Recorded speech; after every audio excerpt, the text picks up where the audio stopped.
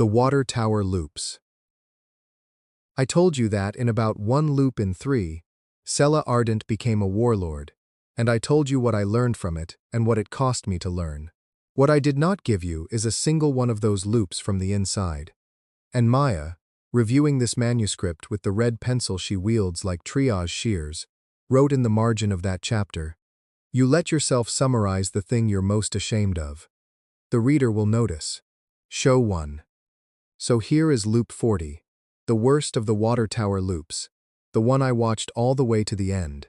I had lantern by then, and gravy, and the hearth half-mastered, and I spent the loop on an attunement errand in the storm drain deeps.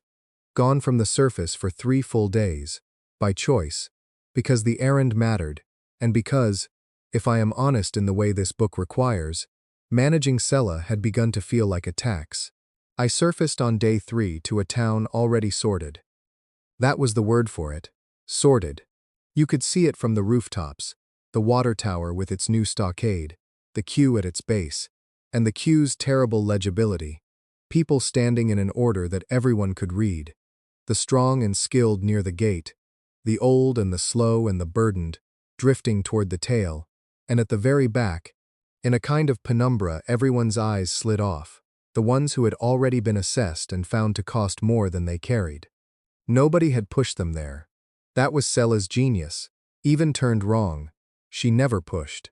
She built systems, and the systems sorted, and everyone participated in their own sorting, because each step of it was so reasonable. Ration cards, work rosters, contribution points, each rule defensible in isolation, the whole assembling into a machine that put a fence between the useful and the useless, without one order ever being given that a court would call a crime. I went down into it. I want that on the record. In the water tower loops I did not only watch from roofs. I walked the queue. I stood in the assessment line under the stockade with my collar up, and I listened to the man with the clipboard, a dentist, 10 days ago, ask a woman my mother's age what she could contribute, and I watched her try to answer.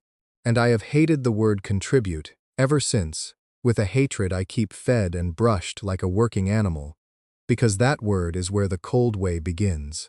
Not with cruelty, with accounting. The dark never once arrived in Ashford wearing horns. It arrived wearing a clipboard, asking a reasonable question. And the thing I most need you to understand, the thing that took me until loop 40 to let myself see, is that it worked. Sela's machine worked. Behind her fence, order held, children slept, food stretched.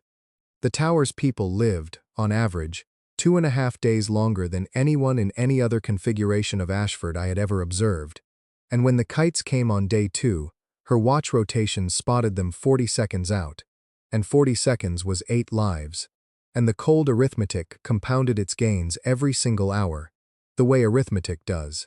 If you measured in survival hours, and on a dying world, what else was there to measure in? The warlord configuration was the best performing Ashford that existed before the hearth. That is the true horror of the cold way, and I will not soften it. It is not a failure mode. It is a success mode. It delivers. The queue sorts, the fence holds, the numbers improve, and everything it spends to get them is invisible to its own metrics, because the spent people are, by construction, outside the fence where the metrics stop. Sela's tower never recorded the penumbra people. The system did. I did. At 11:51, on the 3rd night of loop 40, when the choir came, and the tower's deep cellars held the sorted in, while the sorted out met the tide in the open. The count scrolled the penumbra first, alphabetically, patiently, and I stood on my distant roof and read every name, because the rule was the rule. You do not get to look away from what you intend to undo. But it is the last hour of that loop I actually came to tell. Because at 11:40, 11 minutes before the tide, I broke my own protocol, and climbed the water tower, and knocked on the stockade gate, and let them take me up to Sela. She stood on the catwalk where I had kept my vigil in loop 11, looking out at the seam over the mall, and she knew the shape of the night. She was Sela. She had worked out from the monster patterns that something always came at midnight. Her cellars were already loading. She looked at me with no recognition, of course, and total assessment, 10 seconds of it, the full ardent audit. You're not on my rolls. No. You came up the hill at 11:40, on the third night, past the queue, to stand on my catwalk. She turned back to the seam. So you're either a lunatic or you know something. Talk fast. Even there, even sorted wrong, even fenced and clipboarded, even with the penumbra on her books in ink she refused to see. Talk fast. The same words as the best of her. The same engine. I had 11 minutes, and no proof that could matter, and I had not come to win the loop. I had come to ask the question I could not ask any version of her I needed to keep. The question 40 loops had built in me, and I asked it straight. Does it hold? The math. At the end of the day, when you're down here and the queue's tail is out there, does the arithmetic actually hold it up, or do you have to keep adding to it? More rules, more rosters, more reasons. I'm asking honestly. I need to know if the cold way is load-bearing all the way down, or if it's propped. Sella Ardent was quiet for a long moment, 11 minutes from the tide, and then she gave me the only answer I ever got from the warlord that the quartermaster could not have given. The answer I carried out of loop 40 like a core out of a dungeon. It holds if you don't sleep, She said. That's the engineering answer. Since you asked like an engineer, the math holds exactly as long as you keep doing it. Every hour, awake, by hand. The moment you stop calculating, the moment you just look at them. Her jaw set. The seam over the maul began, faintly, to widen. It all comes due at once, so you don't stop. You audit. You keep the numbers between you and their faces like a welding mask, and it holds, and you tell yourself the holding is the proof it's right. A pause, and then, flat, to the seam, to no one. I haven't slept since Tuesday. There's your answer, whoever you are. The cold way works. It just eats the operator.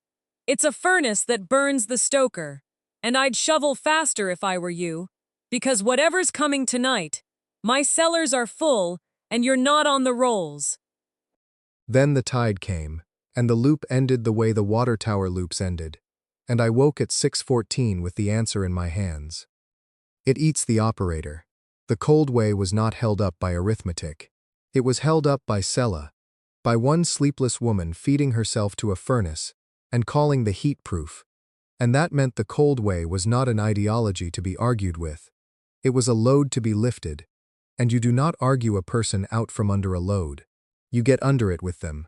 Every loop after 40, when I reached her in time, I stopped trying to convince Selah of anything.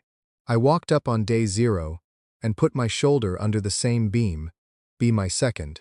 Here's the plan. Here's enough. And the warlord never formed, not because I'd out-argued her, but because the furnace never lit. It only ever lit when she was alone under the weight. The notebook, after loop 40, in the entry Maya made me restore. The clipboard is not the enemy. The clipboard is what a drowning rescuer grabs. Nobody becomes the cold way by choosing it. They become it by being left alone with the math. So the real wall I have to build was never around the town. It's around the people doing the counting. Check on your quartermasters. Check on your counters. Check on everyone the crisis hands a clipboard.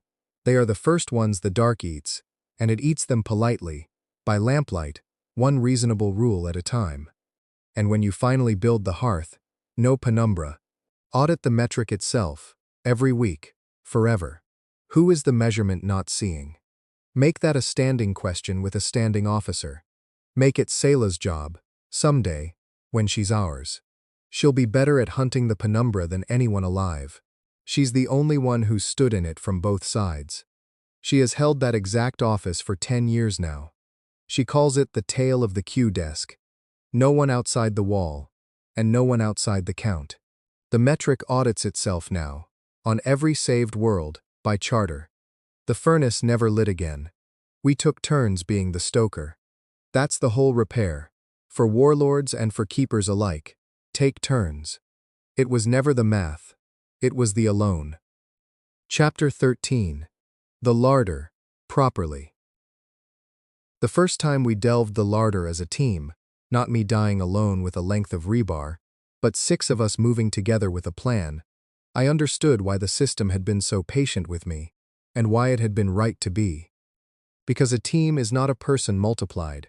A team is a different kind of machine, and it took me 4 loops to learn to operate it, and I broke it badly in 3 of them before it ran. Here is the roster we took down into the larder on the loop it finally worked. Me, Hearthright, with lantern attuned so I could read the dungeon's shifting geometry the moment we crossed the threshold. I was the map and the wall, the one who knew where everything was, and could raise stone between my people and the dark on a half-second's notice.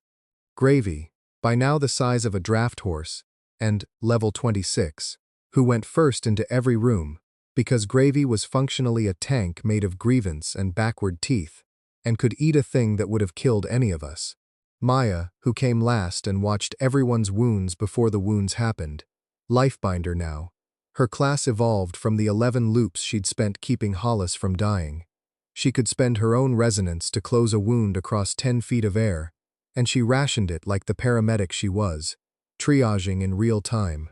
Hollis, who carried a forge hammer that meant to break stone and mean things, and did both.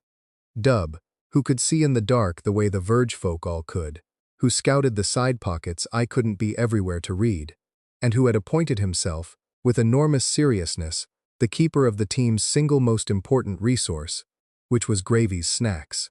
And Sella, this was a good loop, a loop where I'd reached her in time, who did not fight at all, who stood at the dungeon mouth with a slate and a stub of chalk and ran the operation, calling timings, tracking who was where, noticing the things the rest of us were too deep in the moment to see. You're all idiots. Selah said, fondly, on the 3rd room. And you'd have died at the 2nd junction if I hadn't told you the lizard was about to get boxed in. Gravy, left. Eli, wall the right pocket. There's a swarm spawning. I can hear it. Maya, Hollis is going to do something stupid in about 4 seconds. Be ready. Hollis did something stupid in about 4 seconds. Maya was ready. We did not die. That was the loop I understood that Selah's competence, the thing the apocalypse had so nearly turned into tyranny, was, given the right place to land, the most valuable thing in the whole operation. She couldn't fight, couldn't build, couldn't heal, couldn't read the dungeon. What she could do was see the whole board and tell each of us the one thing we couldn't see for ourselves, and that, it turned out, was worth more than any single one of our gifts, because it made all of them work together. The warlord and the quartermaster were the same woman, wearing the same skill toward opposite ends, and the only difference between them was whether someone had given her a board worth running instead of a corpse worth hoarding. I have thought about that a great deal. I think it is true of most of the monsters the apocalypse made out of people. I think most of them were just gifts that never found a board. We took the Larder's core that loop, Gravy's old prison, the place I'd first fed him brisket, and Gravy ate the core himself, which was his right and his nature, and grew, and shed in the eating a glyph I have not mentioned yet, because I want you to feel it land the way I felt it. Glyph, hearthfire, rare. While slotted, any meal shared within a structure you have meant restores vitality and resonance to all who share it, beyond what the food alone could give. While attuned, the structure itself remembers every meal shared in it, and grows stronger for each. A card about dinner. In the middle of the apocalypse, at the bottom of a dungeon, the system handed me a glyph whose entire power was that food shared inside a home you meant was worth more than the same food eaten alone in the dark. And I want to tell you that I held that card in the torchlight of the larder, with 6 exhausted people and a draft horse-sized carrion lizard around me, and I understood, finally and completely, what kind of game I was playing and what kind of player the system had been hoping for all along. Because Hearthfire was not a weapon. There was no version of Hearthfire that helped you kill anything. It was a card that only worked if you had a home, and people in it, and a meal to share, and the willingness to stop, in the middle of the end of the world, and eat together. The system had buried it at the bottom of a dungeon, behind a starving guardian, on a world where everyone died in 11 days. And it had made it rare. It had made it powerful. It had made the act of breaking bread inside a meant home into a literal force that pushed back the dark. The system, I was coming to understand, had opinions about how worlds should be saved, and its opinions were not the administrators' opinions. The administrators, whoever they were, gated the tower and forbade the taming of carrion cores and counted the verge folk as monsters. But the system itself, the thing on the far side of the hum, the thing that was rooting for me, the system buried cards about dinner in dungeons and hoped someone would dig deep enough to find them. I attuned Hearthfire over the next 2 loops. It is the second card I ever loved, after Steadfast, and the first I ever wept over. We climbed out of the larder that loop into the long gold light of a day 0 afternoon, 6 people and a lizard, carrying cores and hearth metal and a card about dinner, and we walked back up the Emberstone hill to the hearth, and Hollis lit the forge, and Maya started something cooking that she swore was edible, and Dub's goblins came down out of the loading dock, 11 of them, by then, a whole small green nation that had decided to throw in with the strange human who shared protein bars, and we did the thing the card was about. We shared a meal, inside a home I had meant, on a hilltop that had not been unmade, on the afternoon of a day that I was, for once, not spending alone. And the hearth grew. Structure Hearth has shared its first meal under Hearthfire. Designation upgraded. Sanctuary to Hearthhold. Tier 1 settlement. A settlement is more than a wall. A settlement is a claim. A place the system agrees belongs to the people who eat in it. Hearthhold can now hold more than it could defend. Population capacity, 30. Defense, keyed to shared meals, not to stone alone. The choir will find this hill harder to reach than any wall could make it, because you have made it not a fortress but a home. And the deepest rule under all the others, Hearthright, is that the hunger was always only ever hungry for places that no one had bothered to make into homes. I read that last line by firelight, with a bowl of Maya's questionable stew warm in my hands, and Gravy's head heavy in my lap, and Dub teaching a goblin child to use a spoon, and Hollis arguing with Sella about footings, and the gold light going blue over a hilltop that the end of the world could no longer quite reach. The hunger was always only ever hungry for places that no one had bothered to make into homes. I had spent 40-something loops thinking I was learning to fight an apocalypse. I had been wrong, the way I am always wrong right up until the system lets me be right. I was not learning to fight it. I was learning to make a home so thoroughly that the end of the world lost interest. We still died that night. Day 1 came, and the escalation came with it, and Hearthhold was Tier 1, and the apocalypse was not yet impressed. But we died full, and together, and home. And I woke at 6:14 with Hearthfire warm in my attuned hand, and the taste of bad stew that I would have traded no feast for. And I went down the stairs to start again, and I was, for the first morning in a very long time, not dreading it. I was hungry. For all of it. For the next dawn, and the next dungeon, and the next card, and the next shared meal on the hill where the dying stopped. That is what foundations are.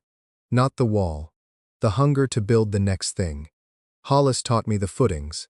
The system taught me the wall. But Maya and Dub and Gravy and Sella and a card about dinner taught me the appetite, and you cannot climb a tower on a budget of 20 deaths without an appetite, because despair is just hunger that has given up, and I had decided, on a hilltop by firelight, that I was done giving up. The stew rule.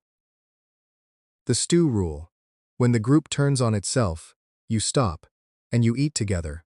Whatever the stakes, whatever the clock, appears in this book at floor 4, fully formed, saving the expedition in the warm room of the scale, and the appearance is a historian's sleight of hand. Rules do not arrive fully formed. They are forged, and the forging is always a disaster. And the disaster that forged the stew rule was the worst night Hearthhold ever had, that no monster attended, and Maya's pencil has been circling the gap for 2 drafts. You show the rule working, show it being paid for. So, Loop 47, the night we now call, Because the New World names its scars. That is half of what it does. The night of the inventory. Loop 47 was a good loop gone long. We had reached day 5. Deep into the alternating siege era, the drumbeat holding, the settlement at 30 souls, and day 5 was further than that configuration had ever carried us, and the carrying had been paid for in sleep. Nobody had slept. That is the whole setup. I want it noted for every keeper and every leader of anything reading this. Nothing in what follows had any cause but that. No betrayal, no flaw of character, no enemy action. 30 competent people, 5 days, no sleep, and 1 missing crate. A crate of hearth metal fittings, Hollis's, irreplaceable inside the loop, the keystone batch for the gate, was not where the ledger said it was. That was the entire event. A logistics discrepancy, on the worst possible evening, and Selah ran the trace, as Selah runs everything, and the trace pointed, ambiguously, at a handling error, and the handling chain was Dub's Nation on one end, and Hollis's apprentice pair on the other, and at the evening fire, in front of everyone, exhaustion did what exhaustion does. It found the seam in us. The old seam. The one the whole settlement was built across. Human and verge folk. The seam we had all stopped seeing because we were proud of having crossed it. And pride in seeing, the desk teaches now, is the first blindness. I will not reproduce the quarrel. It was not dramatic. That was its horror. It was procedural. Selah auditing goblin handling practices, in a voice 1 degree too flat. Hollis defending his apprentices with a contractor's precision that read, across the fire, as accusation. Dub going formal, then quiet, then gone. The verge folk do not shout. They withdraw. 10,000 years of being the accusable taught them that the argument you can lose by existing is not an argument you stay for. And within 40 minutes the camp had sorted itself, wordlessly, the way camps sort. Humans at the main fire, the goblin nation at the loading dock end of the yard, a 5-meter gap that had not existed since the loading dock itself, and in the middle of it, the half-built hearth, and the hearthfire card going quiet. That was the night I learned the card had a failure mode. It did not flicker out, meant structures don't. It simply stopped reaching, the warmth pulling in, the radius shrinking fire by fire, the way I imagine the substrate reads a home beginning to unmean itself. And I stood between the 2 fires of my divided settlement with the apocalypse 5 days deep around us, and understood, with the clarity the worst moments lend, that the choir had never once gotten this far in. The Dark's whole siege had taken our walls for 5 days, and gained nothing, and 1 missing crate had taken the middle of the camp in 40 minutes. From inside, using only tired people's certainty that they were each, separately, right. What saved the night was not wisdom, and the record should say so. It was Maya's worst stew, and it was an accident. She had started it hours earlier, before the quarrel, the big pot, the camp recipe, because day 5 rations wanted stretching. And at the bottom of the schism, with the camp sorted into its terrible silent halves, the pot, unattended, oblivious, mid-catastrophe, boiled over, loudly. Stew in the fire, steam everywhere, the most domestic emergency there is, and 30 fractured people, and a withdrawn nation, all turned toward the sound by pure reflex. And Maya, who told me afterward she acted on the only doctrine she could find in herself, the paramedics, when you cannot treat the wound, treat the patient in front of you. Maya hauled the pot off, surveyed her scattered, sordid, silent settlement, and announced, in the triage voice, the one that does not negotiate, the sentence the New World has since put on kitchen walls on 4 planets. Fine. Nobody has to forgive anybody. But the stew's done, and it doesn't keep. And I am not serving 2 seatings. 1 line. Bring your bowl and your grievance both. But you bring them in the same hands, which means everybody's carrying the same load tonight, which is the first true thing anyone said since sundown. Line up. And we did. That is the entire miracle on offer in this chapter. 30 humans and a goblin nation, in the worst hour we ever dealt ourselves, lined up, because a pot boiled over, and a paramedic refused 2 seatings, and 8. In one line, out of one pot, grievances in hand, unresolved. The held dissonance. Valuna of Ash of Roses would have recognized the architecture instantly, and somewhere in the eating, the hearthfire's radius crept back out across the yard, fire by fire, the card reading what cards read, and Dub, 3/4 through his bowl, said, conversationally, to no one, in trade pigeon pitched exactly loud enough. The crate is under the north scaffold. I moved it myself at dawn, off the wet ground, and logged it on the slate that washed out in the rain, and I have known this for 4 hours. A pause, the whole camp gone still. I did not say it sooner, because for 4 hours, I did not want the problem solved. I wanted it won. That is the truth, and it is ugly, and the stew is good, and I am saying it now, because it is harder to want to win against people who are in your bowl line. Another pause, and then, with the formality his people reserve for treaties, The Verge folk propose a law. the law he proposed, ratified by acclamation around one fire that night and carried since to every world the Corps has reached, is the stew rule, but his original phrasing was better than the one tradition kept, and this chapter exists to restore it. When the camp divides, the next thing everyone does must be a thing that cannot be done divided. Not talk. Talk divides further. Talk is the blade we were just cut with. A thing. One pot, one line, one anything. The body relearns us faster than the mouth, because the body never understood the quarrel to begin with. Feed the body its evidence. Then talk, if anyone still remembers what about. We found, when the gate was hung with the recovered fittings 2 days later, that Hollis had stamped the Keystone batch, every fitting, with a mark not in any of his catalogs, a small pot, boiling over. His apprentices asked what it meant. Structural rating. He said, not looking up. That batch held the only load that ever scared me.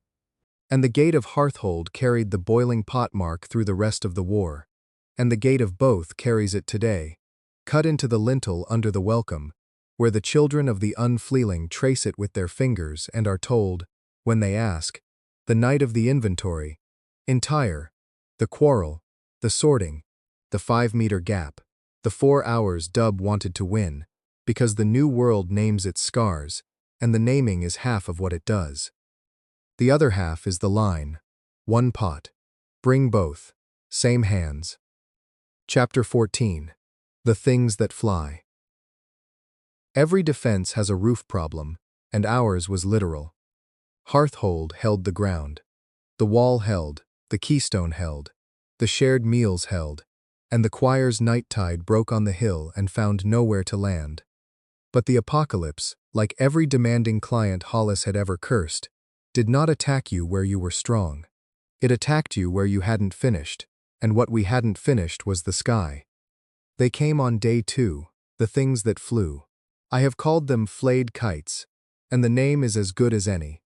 They were broad and thin and raw-looking, membranes stretched on a frame of too many fingers, and they hunted by heat, dropping out of the high seams in silence and folding around a warm body before it knew the air had changed. A wall is no use against a thing that comes straight down.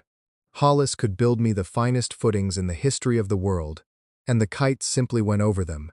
And on the day 2 of every loop we lost someone to the sky. And a settlement that bleeds one person a day is a settlement on a countdown. I spent 3 loops on the kites and got nowhere, because I kept making the physicist's mistake. I kept trying to build a roof.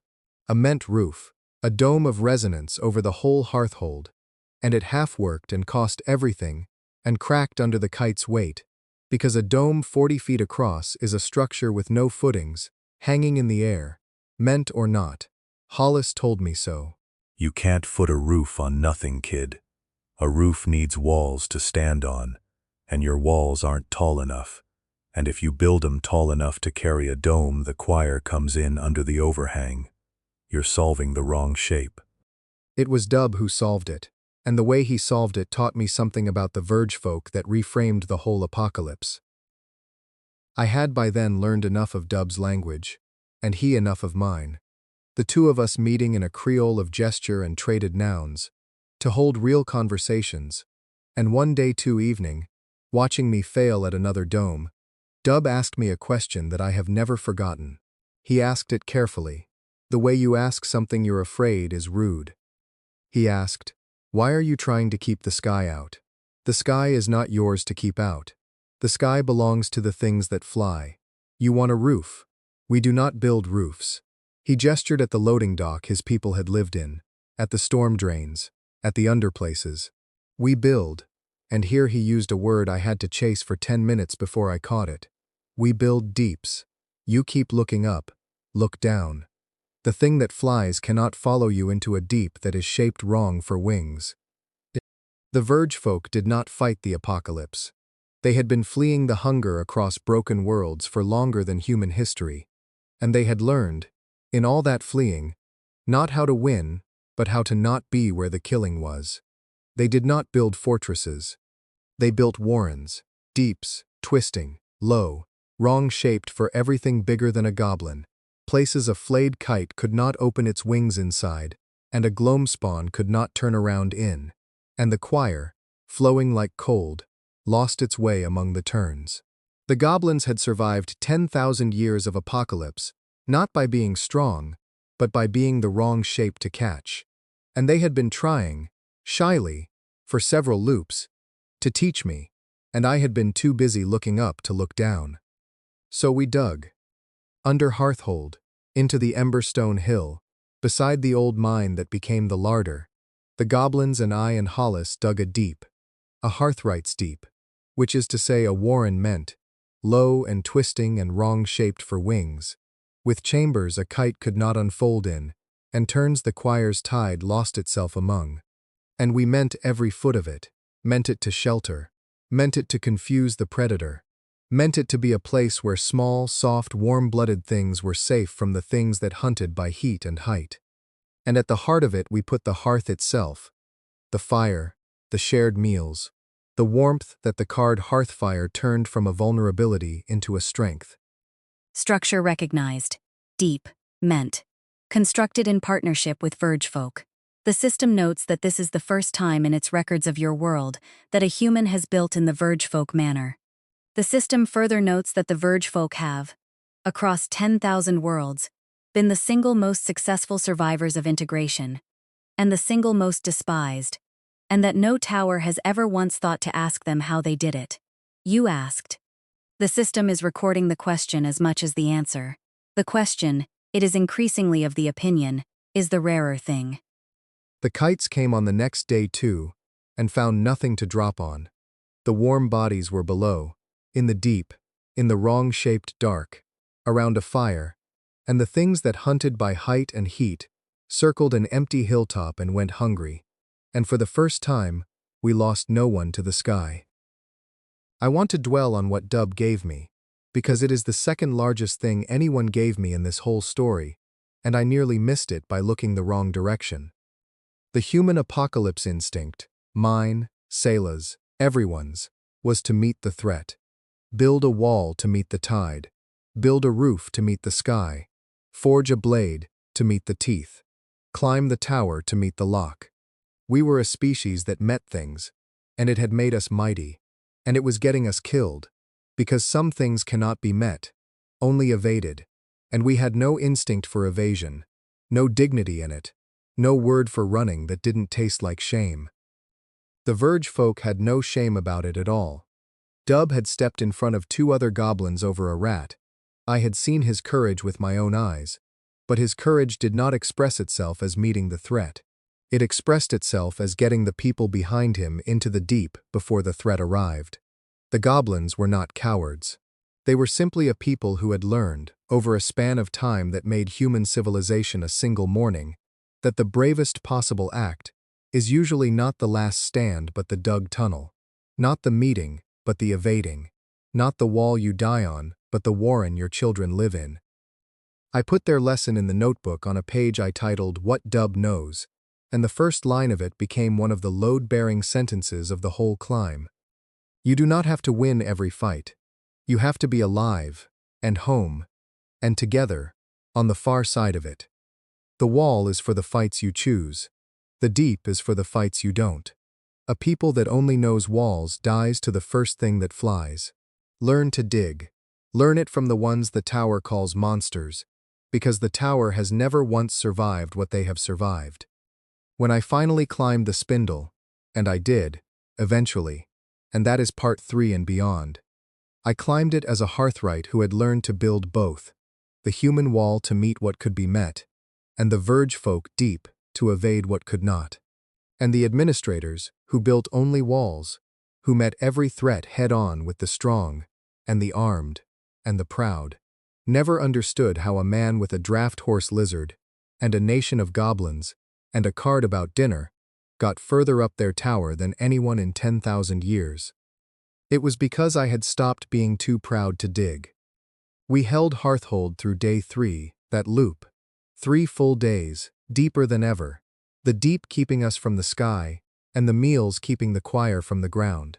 And when we finally fell, on the 4th night, it was not to the kites or the tide. It was to something new, something that came up out of the ground beneath even our deep, something the system named with a word that made Dub go gray-green and silent, a word the verge folk used for the one thing they had never, in 10,000 years of digging, learned to evade. But that is the next chapter. I woke at 6:14 with Gravy crooning at the foot of the bed, and a deep half-dug in my memory, and Dub's lesson warm in the notebook of my mind, and I went, before anything else, to the loading dock, with 2 whole protein bars, to begin again the slow, sweet work of earning a goblin's trust. And this time, when I'd earned it, the first thing I said to him was not a warning about the sky. It was a question.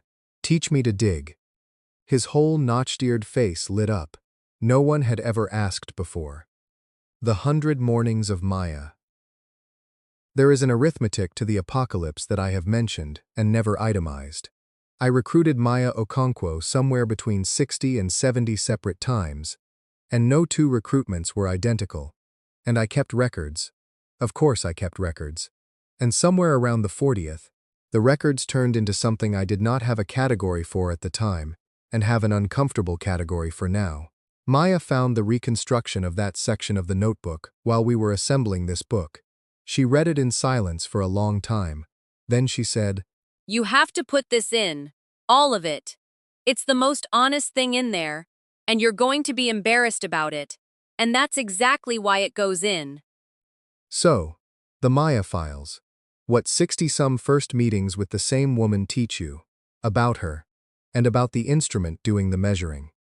The constant, every single loop, 6:31, jogging toward the hospital, every single loop, the stop, the triage stare, and some version of you're not high, and you're not lying, and you're too scared to be either. That sentence, its sheer conservation across every initial condition I ever threw at the morning, became my private proof of something the loop kept trying to make me doubt. That people are real. That under the resetting circumstances there is a bedrock self that the dawn cannot touch. Selah's competence, Hollis's doubt, Dub's courage, Maya's witness. The loop reset their days, and never once their natures, and on the bad dawns I held to that like a railing. The day is erased. The people are not. You are not surrounded by recordings. You are surrounded by diamonds being endlessly reset in new mornings. The variations were the data. Catch her at 6:31 exactly, and I got the paramedic. Brisk, professional, show me. Catch her at 6:38, after she'd passed the Adeyemi corner store, and traded her standing joke with the owner. I learned to hear it coming. You sell anything in here that isn't a heart attack, D? And I got someone 3 degrees warmer, already smiling. Easier to reach but slower to mobilize. Catch her on the hospital steps at 6:44. And I got the worst version of the conversation. Institutional Maya, surrounded by protocol, who handed me, kindly, this is the terrible part, kindly, to the charge nurse, and lost us both the morning. 60 meetings taught me her morning, the way a sailor learns a coastline, where the harbors were, where the rocks. And it taught me, this is the part Maya insisted on, what I looked like to her. Because she told me. Fresh. 60 times. With no memory of the previous tellings. And the consistency of the portrait was its own kind of mirror. You hold your notebook the way the addicts hold their court papers, she told me once. Loop 30-something. Like it proves something about you that you're afraid I won't see otherwise. Loop 41. You flinch left before anything happens on the left. What happened to you on the left? The bank doorway happened. Loop 1. She read 400 mornings of my body in 90 seconds. She was the best diagnostician I ever met. And on perhaps the 50th meeting, the one I think about most, I made some efficient, practiced gesture of the pitch, smooth from 100 rehearsals, and Maya stopped me mid-sentence and said, "Do that again." And I did, and she squinted at me with a clinician's particular suspicion and said, "That was choreography. You've said this before. Not like, practiced in a mirror. Practiced on a person. On me, a beat, while the impossible inference assembled itself behind her eyes. And then she let it go, the way scientists let go of a reading their instruments can't support. But she had seen it. The 50th meeting smoothness. The thing the loops were doing to me. I went home that loop and wrote the entry that Maya, 60 years later, made the centerpiece of this chapter. She caught the choreography today. Note what that means. The recruitments are getting worse as they get better. Smoothness reads as falseness, because it is falseness. A first meeting that isn't actually a first meeting for one of the parties is a small fraud, however good its cause, and she can smell it the way she smells a faked symptom. The fix is not better acting. The fix is, stop performing the first meeting and start having it. Find the part of this that is genuinely new, every loop, and live in that part. Her hair is different in the rain. The joke with D has variants. I don't know all of them. I have never once asked her about the marathon bib number on her fridge. How do I know about the fridge? Loop 38. Don't perform knowing it. Ask. She is not a lock I am picking. She is a person I am meeting. The day I forget the difference, the smoothness will close her face to me forever, and I will deserve it. New rule. All recruitments, all people, all loops. Each dawn, learn one thing about them you did not know. Not for leverage. As discipline. As proof to the only witness left, me, that they are still people, not puzzles. The loop wants to teach you that other people are solvable. Refuse the lesson. Refuse it every single dawn. It is the door the cold way comes through, and it comes politely, disguised as competence. The one new thing rule held for the rest of the apocalypse, and it is why, by the final loop, I could stand on a bus roof and speak 400 names with their daughters' fevers and their dead sons attached. People assumed that knowledge was strategic accumulation, surveillance with a kind face. It was not. It was 64 dawns of a discipline adopted to keep one paramedic from becoming a puzzle. Metastasized, person by person, into the whole town, until the notebook's re-ops section, recruitment operations, I had named it like a campaign. Early, when I still thought that's what it was, had quietly turned into something with no operational name at all. Page after page of marathon bib numbers and standing jokes, and the way Mr. Tran whistled show tunes to his tomatoes. A ledger of the entirely useless and entirely human, the largest section of the book by the end, and the only one I never once consulted for the climb. Maya's marginal note on that, in the manuscript, in red, which I am instructed to reproduce verbatim and do so with my ears burning. He says never once consulted for the climb. Reader. The bus roof. Was that section, read aloud. The whole victory was built out of the useless pages. He still doesn't fully see it, which is the most Eli thing in this entire book. He filed the love under discipline, so he'd let himself keep doing it. 60 recruitments, and he never noticed they'd stopped being recruitments somewhere around the 20th. I noticed by the 3rd. Yes. The 3rd. You're not high, and you're not lying, and you're too scared to be either, is not a thing I say to strangers, whatever he's deduced about my conserved nature. I checked, after the first true dawn, with the only other person who'd know, myself, in the long nights. Honestly, I said it because some bedrock part of me looked at that terrified, overprepared man, holding his notebook like court papers, and recognized something it had decided, instantly, in defiance of all available evidence, to keep. The dawn reset my days. It never reset that. He studied my coastline for 60 mornings and never worked out that the harbor had been open the whole time. M.O. I have no rebuttal. I have been instructed there is no rebutting the red pencil. The chapter stands as annotated. Chapter 15. What comes up from under? The word dub used, the word that made him go gray-green and silent, translated roughly as the thing that digs after the diggers. The system had a tidier name. Hostile manifesting beneath Sector Ashford, Delver. Level 31. Threat. Catastrophic to your settlement tier. The system will be honest, because you are owed honesty. You cannot kill this. Not yet. Not at your level, not with your deck, not with your lizard. The Delver is what the Verge folk fled across 10,000 worlds and never once defeated. They survived it only by being elsewhere when it surfaced. The system recommends you learn from them. The Delver was the apocalypse's answer to the deep. The hunger, it turned out, was not stupid. Across 10,000 worlds it had watched the Verge folk evade every threat by digging, and somewhere in that span, it had grown a thing whose entire purpose was to dig after the diggers, a vast, blind, segmented horror that moved through stone like a swimmer through water, that hunted by the vibration of digging itself, that surfaced under any warren deep enough to feel safe and unmade it from below. The goblins had never beaten it. They had only ever learned to read the early tremors and abandon the deep, to flee the very shelters that protected them from everything else, the moment the Delver's distant digging began, and find new ground, and dig again, forever, world without end. It came up under Hearthhold on the 4th night, and it took our deep apart like a hand through a spider web, and it killed 4 goblins and Hollis, and very nearly Maya, and Gravy who feared nothing, Gravy the size of a draft horse, with a level in the 30s. Gravy took one look at the Delver coming up through the floor of the world, and made a sound I had never heard him make, a sound of pure ancestral animal no, and I understood that some things are older than courage. We fled. Dub's people had been right for 10,000 years. You do not meet the Delver, you are elsewhere.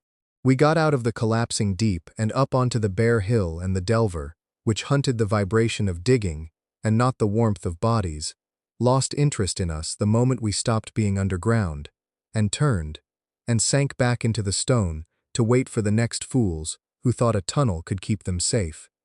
And then the choir came at 11:51, and caught us out in the open on the bare hill where we'd fled the Delver, with our deep destroyed, and our wall breached, and our settlement in ruins, and took the rest of us, and I woke at 6:14 with a new and terrible entry for the notebook. Here is the trap the Delver set, and it is the trap the whole apocalypse was, in miniature, and learning my way out of it took 6 loops, and taught me the single most important strategic truth of the entire climb. The choir drove you underground. The Delver drove you up. You could not be safe in both places at once, and the apocalypse alternated them, the night tide that only a deep or immense wall could stop, and the underthing that only open ground could escape, so that any shelter that solved one problem became a death trap for the other. Build a wall, the kites come over.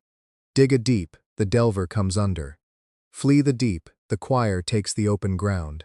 It was a lock, a logical lock, and every survivor on every world had thrown themselves against one face of it or another and died, because they kept looking for the one perfect shelter, and there was no one perfect shelter, by design, because the hunger had had 10,000 worlds to make sure there wasn't. I sat with that lock for 6 loops. I am a physicist. I love a lock. A lock that looks impossible is just a lock whose key is in a dimension you haven't checked yet. And the key to this one, when I finally found it, was so simple, and so much Maya's kind of thinking, that I laughed out loud. You don't need a shelter that solves both problems. You need a shelter that solves whichever problem is happening right now, and the wit to know which is which, and the discipline to move between them on a schedule you've memorized. I had a schedule. I had the most memorized schedule in the history of the world. I knew, to the minute, when the choir came, and when the delver's tremors began, and when the kites dropped from the high seams. I had spent 45 loops complaining that I kept dying on the schedule, when the schedule was the answer. The apocalypse alternated its threats, so we would alternate our shelters, deep when the sky hunted, open and walled when the under hunted, and we would move, the whole settlement, on a drumbeat I would call from memory, always already in the right place, because I had already been in the wrong place 100 times, and written down exactly when. Hearthhold became, across the next loops, not a fortress, but a dance. Hollis built the wall and the goblins dug the deep, and I meant them both. And at the delver's first tremor we rose, and at the kite's first shadow we sank, and at the choir's tide we sheltered in the meant deep, and at the delver's return we fled to the meant wall. And Sella ran the whole drumbeat from her slate, calling the moves a half-step ahead, because she had drilled the schedule into 30 people until it was muscle, and the apocalypse threw its alternating lock at us night after night, and found us, infuriatingly, always already gone from wherever it struck. The system observes that you have solved the alternating siege. The system notes that no settlement in its records of your world has solved it. The system notes, further, that the solution was not a structure but a rhythm, that you beat a lock built over 10,000 years, not by being strong enough to break any single face of it, but by refusing to stand still long enough for any face to close. The system is moved to tell you a thing it is not supposed to tell you, Hearthright, and it will phrase it as weather, so the administrators do not notice. The hunger has never lost to strength. It has only ever lost to people who would not hold still and be a target. Remember that when you reach the top. We held Hearthhold to day 5 that loop. 5 days, 2 past anyone, the whole settlement dancing the drumbeat between wall and deep, while the apocalypse spent itself against an empty wherever we weren't. And we did not fall to the choir, or the delver, or the kites at all. We fell, on the 5th day, to a knock at the gate. Because on day 5 of every loop, I would eventually learn, the spindle put out its 3rd pulse, and the 3rd pulse did not only call the monsters. It called the administrators. And on the 5th afternoon of that loop, for the first time in 45 loops, someone walked up the Emberstone Hill to Hearthhold's gate, who was not a monster, and not a survivor, and not anyone I had ever seen in any dawn. A figure in gray that the system did not narrate because the system, I would come to understand, was afraid of it. And it stood at my gate and looked at my impossible thriving 5 days deep settlement with my goblins and my lizard and my card about dinner. And it said, in a voice like a closing door, You're not supposed to be here. None of you are supposed to be here. The system has been hiding you from us, and we would very much like to know why. That was the first time I met an administrator. That is the end of part 2. I woke at 6:14, and for the first time in many loops, I was afraid of something that wasn't the dark. I was afraid of the people who ran the tower. The Almanac of the 11 Days. The notebook's master page was called The Shape of 11 Days, and this book has quoted it twice in fragments.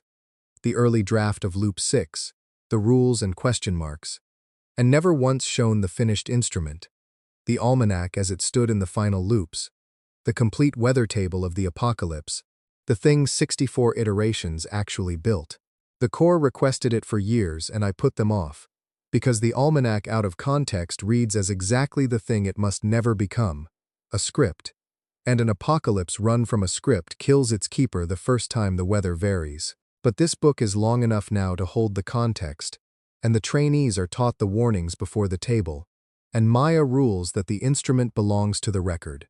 So, the 11 days, complete, with the annotations that made it survivable. Day 0. The almanac's longest section, and this book's most told day. The 6:14, the seam at 6:51, the single gloamspawn, the spindle at 18:14, the choir at 23:51. Annotation, in capitals, from Loop 30.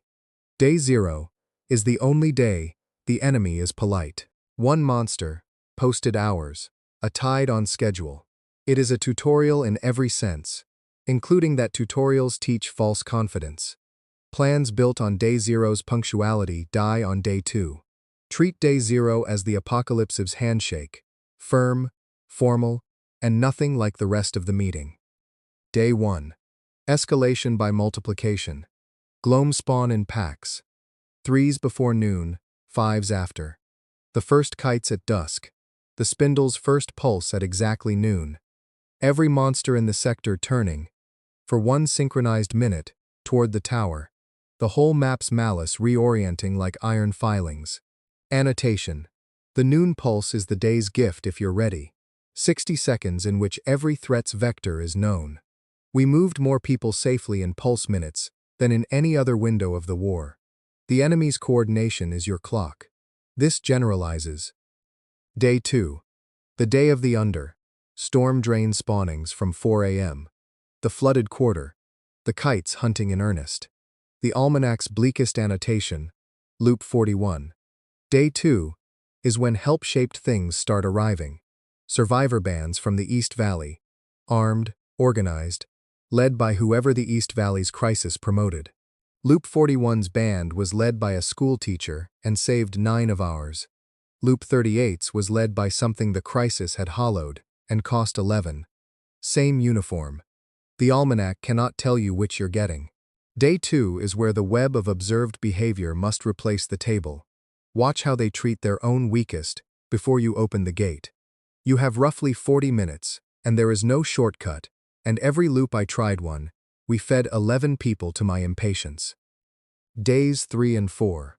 The siege days, the alternating lock days, choir tides strengthening nightly, Delver tremors beginning Day 4, and the days the drumbeat doctrine was built for. Annotation. The alternation is the apocalypse's metronome and your settlement's dance partner. But note, for the record, and for the keepers after me, the alternation reads, from inside, on no sleep, as malice personally aimed. Day 4 is when the war stops feeling like weather and starts feeling like persecution. In every loop, in every configuration, no matter what I knew, the feeling is load, not data. Log it as load. The dread ledger rule exists because of Day 4. The apocalypse does not know your name yet. Later it learns your name. That is Day 7. Pace your paranoia accordingly. Day 5. The third pulse, and the descent threshold. The day the administrator's attention mechanics first bite. The day the gray arrives if your settlement has flourished loudly. The annotation that became the quiet loops doctrine. Day 5 is the audit. Everything built by Day 5 is read aloud to heaven, whether you like it or not. Build accordingly from Day 0. The audit cannot be crammed for. And beneath, smaller, Loop 55. Or, be ready to be read. There may come a loop where being read aloud to heaven is the plan. Hold the thought. It is not ripe. It ripened. You have read the morning it ripened. Days 6 and 7. The Deep War. Monster taxonomy stabilizes. Nothing new spawns after Day 6. The apocalypse's whole bestiary is on the board, and the war becomes purely positional. Day 7's annotation, the famous one, the one the trainees memorize, Day 7 is when it learns your name, not metaphor. The spawn patterns adapt. Whatever you have used 3 times, Day 7 counters. The culvert route closes. The pulse minute shortens. The almanac you are holding becomes, on Day 7, a record of exactly what will no longer work. This is the day the keeper's craft must molt. Every Day 7, every loop, you must out-invent your own best previous self, because the enemy has read your collected works. I came, across the loops, to love Day 7. I am not able to fully explain this. Closest, it is the day the war finally does you the honor of paying attention, and the day you find out whether you were a craftsman or a clerk of your own old tricks. Days 8 through 10. The convergence. Tides nightly at strength. The spindle's pulses accelerating. 6 on Day 9. Continuous by Day 10's dusk. the whole apocalypse contracting toward the tower like a noose finding its knot. Annotations grow sparse here. Few configurations survived this deep before the final eras. The data is thin, and the entries are mostly the early hard ones. Positions of last stands, which walls held longest, where the water ran out. One entry only from the late loops, loop 60. The whole stretch summarized. Days 8 to 10 are not for surviving. They are for arriving. Everything that intends to contest the lock must be in position before day 10's dusk, because day 11, the Almanac's final page, and it is nearly blank, and the near blankness is the truest thing in the instrument. One annotation, all 64 loops distilled. Integration completes at the hour of the first tier, 6:51, day 11. The boundary finishes closing. With the lock open, that means open forever, tied permanent, world ended. No loop ever needs to see day 11. Either the tower is contested by day 10, or the Almanac's only remaining use is as a record that we were here, and held each other, and the wall remembers. So there is no day 11 strategy. There was never going to be a day 11 strategy. Every page of this almanac, properly read, is instructions for not requiring one. 11 days of weather table whose entire cumulative teaching is, the last day is decided on the first 10. Keeper, whoever you are, on whatever world, holding whatever version of this table your own dead loops have bought. The almanac ends here on purpose. Close it. Go back to day 0. The handshakes at 6:51. You have time. That's the whole secret. It never feels like it, and you have time. Percent. Part 3. The Spindle. Chapter 16. The Administrator. The figure in gray did not come back the next loop, or the loop after, and it took me 3 dawns to understand why, and the understanding was the most important thing I learned about my enemy. The administrators could not see the loop.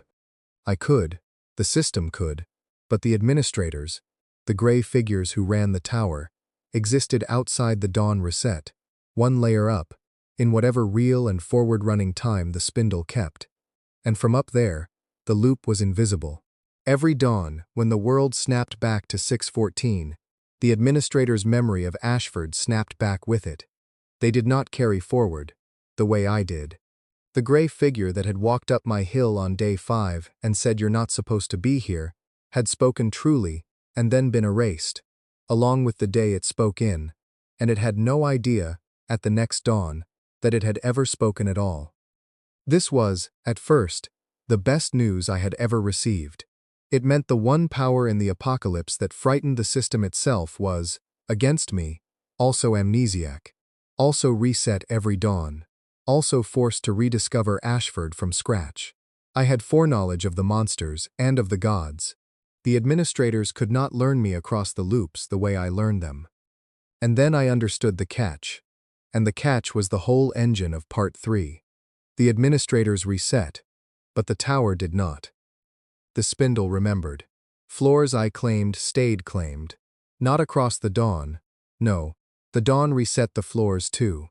But the tower's knowledge of having been climbed accreted somewhere the reset couldn't reach, in the same conserved layer where my resonance and my deck and my gravy lived. Every loop I climbed a little higher, the tower knew.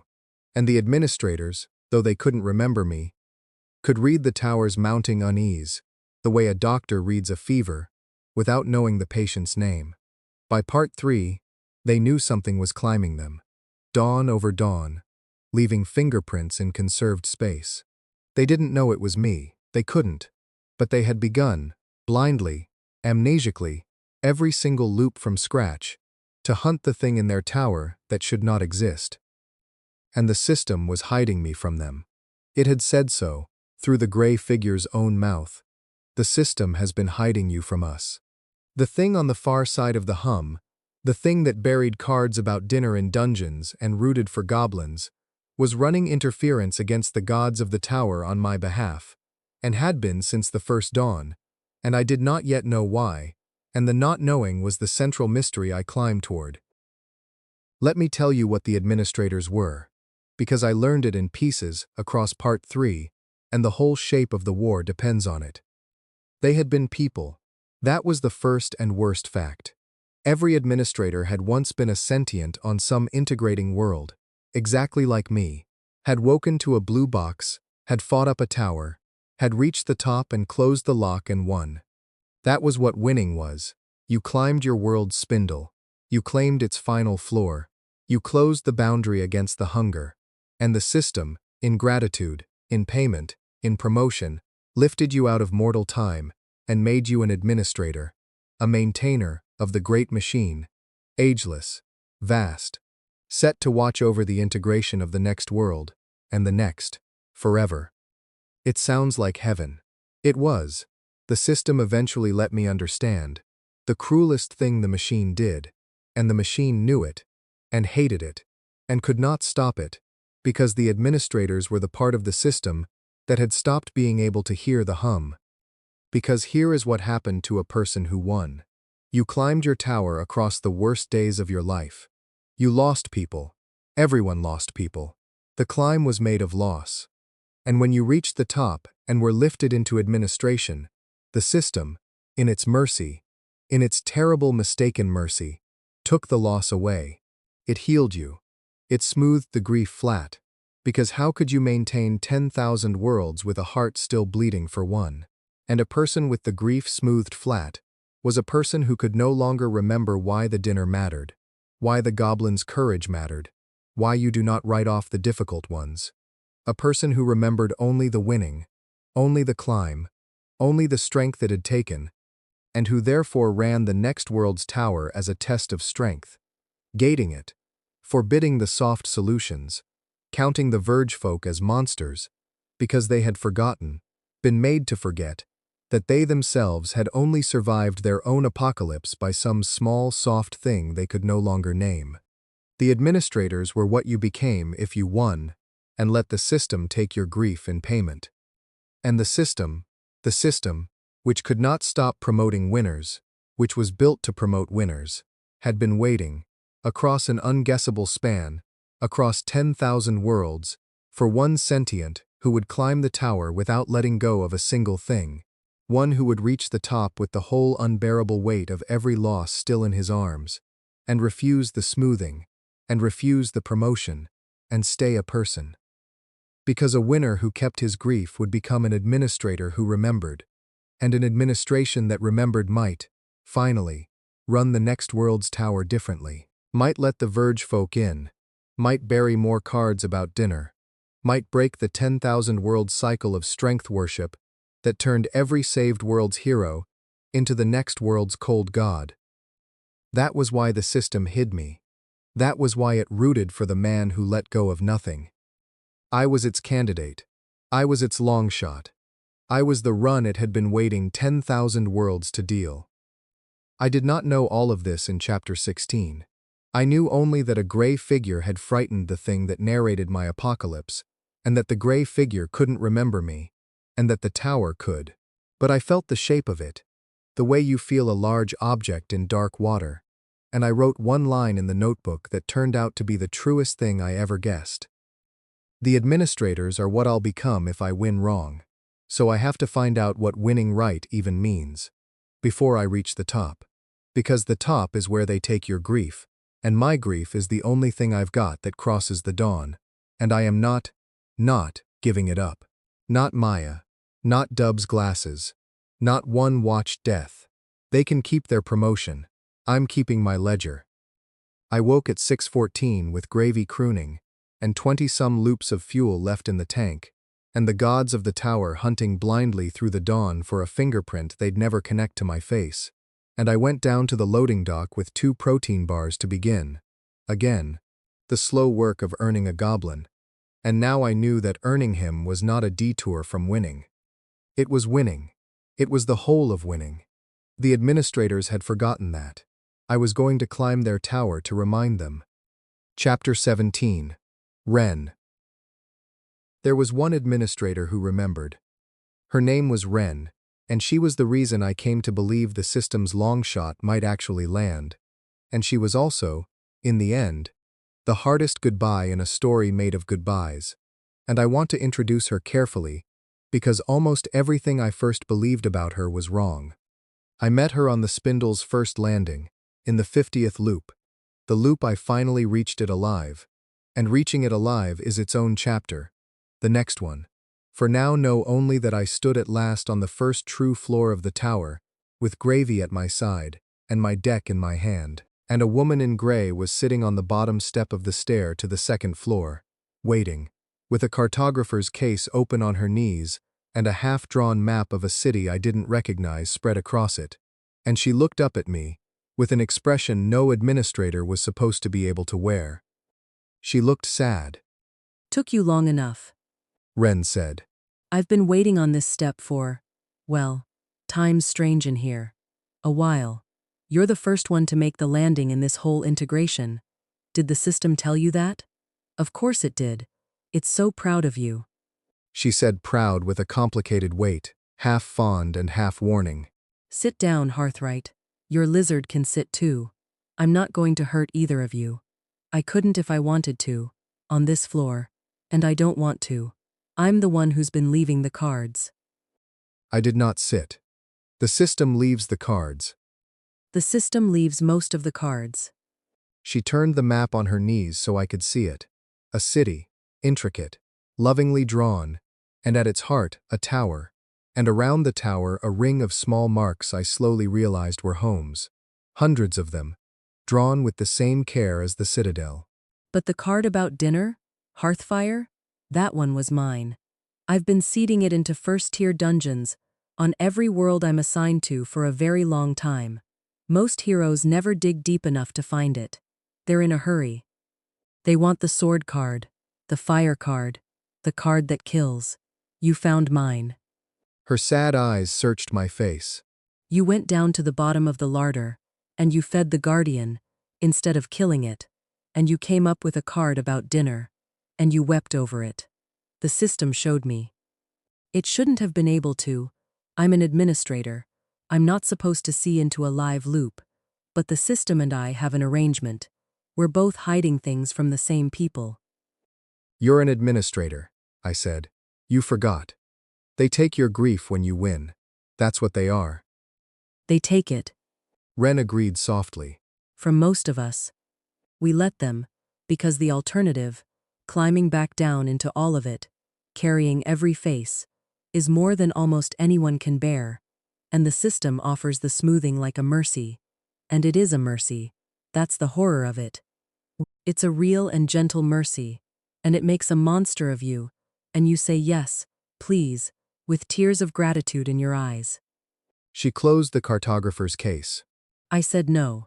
One time, out of all of us, across all the worlds, one administrator at the moment of promotion looked at the smoothing being offered and said no, I'll keep them.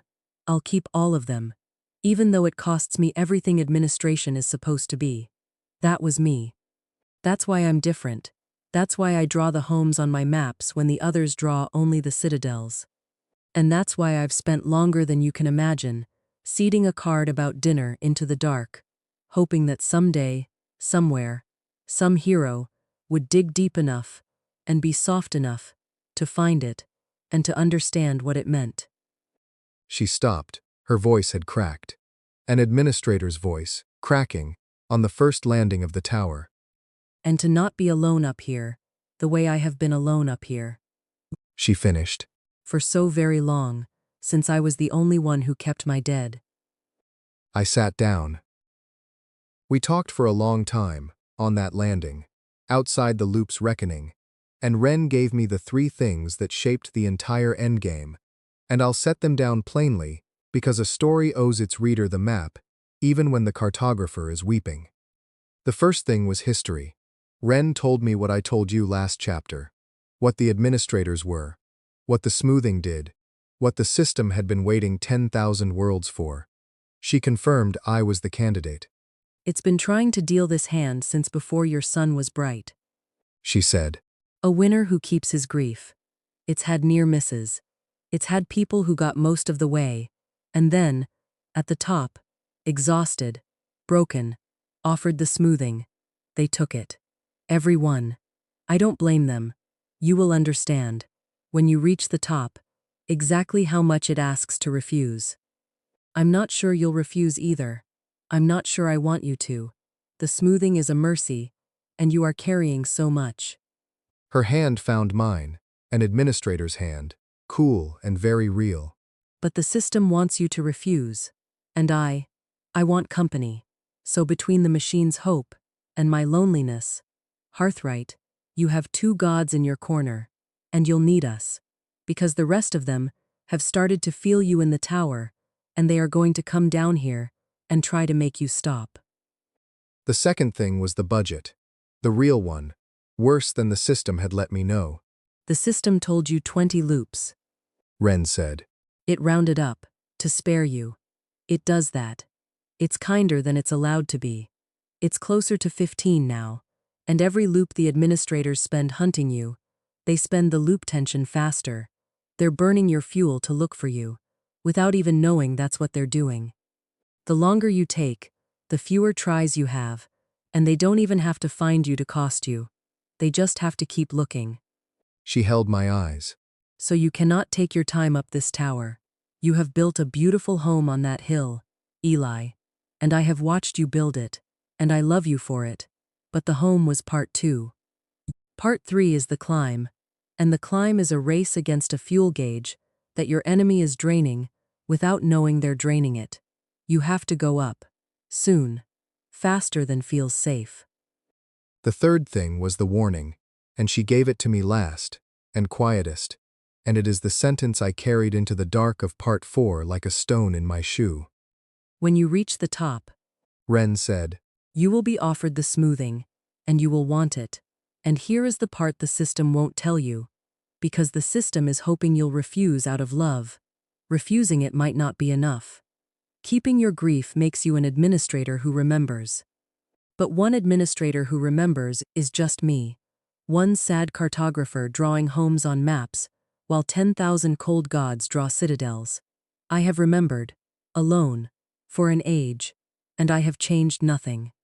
So if all you do is climb up here, and keep your dead, and join me on the step, you will have won your world, and lost the war, and in 1,000 years, you'll be one more lonely exception, seeding cards into the dark. Her sad eyes were fierce now. You have to do more than keep your grief, Hearthright. You have to find a way to make the others remember, to give the smoothing back to the administrators, who let it be taken, to break the cycle, not just survive it. And I don't know how. I've had an age to think about it, and I don't know how. That's the real tower, Eli. The stone one is just practice. I sat on the landing with 2 gods in my corner, and a fuel gauge I couldn't see, and the hardest problem ever set to a man, and Gravy put his enormous greasy head in my lap, and Wren laughed wetly at the sight of a carrion core hatchling grown huge and trusting, and said, Oh, I've missed the soft things. and for a moment, 2 people who had each, alone, refused to let go of their dead, sat together in the heart of the machine, and were, briefly, not alone. I'll find a way, I said. I had no idea how.